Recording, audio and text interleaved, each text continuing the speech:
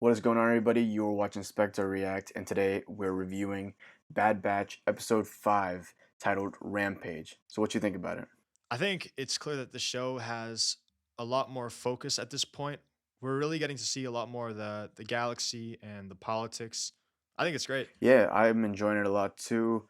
They're going on another story quest. Omega gets separated by from the squad, and basically this whole episode was just like I want to say like 40% just fight scenes, and it was pretty entertaining. I don't know how you feel about. Yeah, I mean, it was sort of like Star Wars and WWE mixed together. And, of course, there was the MacGuffin of the Rancor child, Muchi. I thought that was a pretty good reveal, honestly. Especially when they had Bib Fortuna, which you called, by the way. That was crazy. This guy saw like part of his mouth and was like, "That's Bib Fortuna. I'm gonna tell you already." Yeah, I kind of put the dots together because Fennec Shan was associated with the Huts. That's what we learned from the Mandalorian, and Bib Fortuna was speaking or at least the mystery person was speaking Huttese. So it had to be somebody associated with Jabba, who's basically like the main man when it comes to Huts. Yeah, it was crazy. And I actually thought Muchi was the actual one from the original trilogy, but it turns out I think it's like it's Muchi's son, right? Something like that. No, no. So Muchi's is most likely the Rancor's daughter, like the Rancor is in Patissa from Return of the Jedi.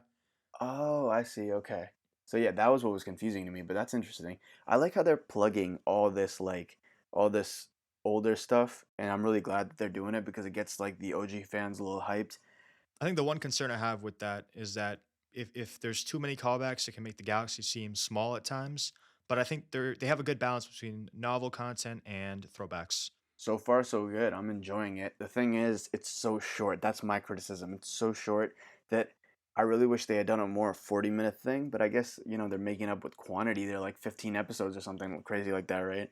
I think it's 16, so we got a lot. Yeah, we got a lot more where that came from. It looks like they're gonna be doing a lot more of that like GTA style, as we mentioned in the last review. Very like GTA style of like missions every single time to get more money. And well, let's see how many more. I think Sid. You know how like in GTA there's like a boss guy who you go to get missions from. I guess Sid is gonna be that. Yeah, like Martin Madrazo, right? Exactly, exactly. That's a perfect example. That's gonna be Sid. I think Sid is definitely a shiftier type of character. And one thing that stood out to me was that Omega called that Sid was actually the person that they met in the Ord Mantell Cantina. She definitely has a high emotional quotient. That brings me back to a point that we had talked about earlier. Like, is she force sensitive? Is that her power? Because all of them have, or is it just like high emotional intelligence? Well, I mean, her role was, I mean, she served as support for that Kaminoan aide, so she definitely has a lot of emotional dexterity, a lot more so than people like Wrecker and Hunter. That's for sure. So if you're like me, you're probably wondering how Darth Maul got from being locked up in that Mercy episode where he got his ass kicked by Palpatine to being this OP guy in Clone Wars season 7. Now he actually went to the same planet that you see in this episode, Ord Mantell, in a comic called Son of Dathomir, and it looks like the team was sort of referencing those assets in a way. All right, so that was a review of episode 5 of The Bad Batch. Let us know what you thought about that down in the comments below. That's all we got for you right now. See ya.